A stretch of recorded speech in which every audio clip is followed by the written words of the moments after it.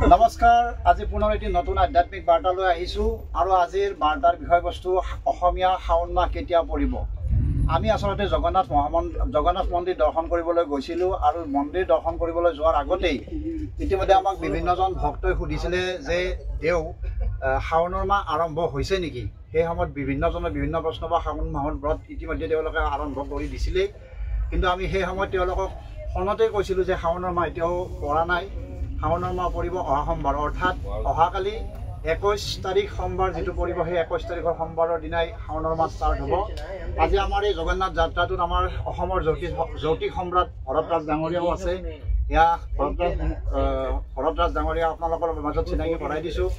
এয়া আছে আমাৰ সম্পৰ্কত বৌ হয় অনুপমা দত্ত। এখেত ND24 নিউজ চেনেলৰ জড়িত হৈ আছে আৰু মই ভূপেন শৰ্মা পূজাৰী হিচাপেতো আছোঁ, আপোনালোকে গম পায়ে আছে।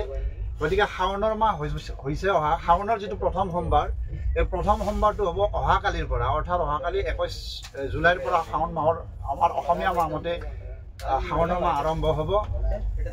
ভলেবম পালা সকলৰ মাজত আৰু আমাৰ মাজৰ পাৰ্থক্যটো বেলেগ, কাৰণ ভলেবম যিটো বলবম পালে, বলবমৰ অনুষ্ঠান বা বলবম যিটো উৎসৱ, সেই উৎসৱটো আমাৰ অসমীয়া সংস্কৃতিৰ উৎসৱ নাছিলে। পৰৱৰ্তী সময়ত এয়া সম্প্ৰসাৰিত হৈ অসমীয়া লোকসকলেও পালে। যিহেতু সনাতনী সংস্কৃতিত দেৱতাক পূজা কৰাৰ এটা নিয়ম পৰ্ব আছে, গতিকে সেইটোত কোনো ভালেই কথা, যিহেতু এটা অসমীয়া সংস্কৃতিও আজিকালি ভলেবম অনুষ্ঠানটো পালে।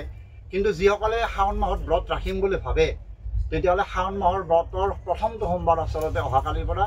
আৰু এইখিনি কথা মই কোৱাৰ দৰে হয়তো আমাৰ এখেতেও ক'ব, যিহেতু এখেত জ্যোতিষ সম্ৰাট হিচাপে জড়িত হৈ আছে, জ্যোতিষ ক্ষেত্ৰখনত জড়িত হৈ আছে, অসমৰ এজন অতি বিখ্যাত জ্যোতিষ বিদ্যাৰ এখন বিখ্যাত লোক। গতিকে এখেতেনো কি কয় আপোনালোকে শুনক। আৰু এয়া অসমীয়া মাহৰ শাওণ মাহ যে আজি অহাকালিৰ পৰা যে আৰম্ভ হ'ব, এইখিনি কথাটো এজন পূজাৰী হিচাপে মই ক'লোৱে আপোনালোকক, কিন্তু এজন জ্যোতিষীৰ দৃষ্টিত শাওণৰ মানুহ কেতিয়া পৰিব বা কেতিয়া আৰম্ভ হ'ব, এইখিনি এখেতে ক'ব আপোনালোকক। হয়, নমস্কাৰ।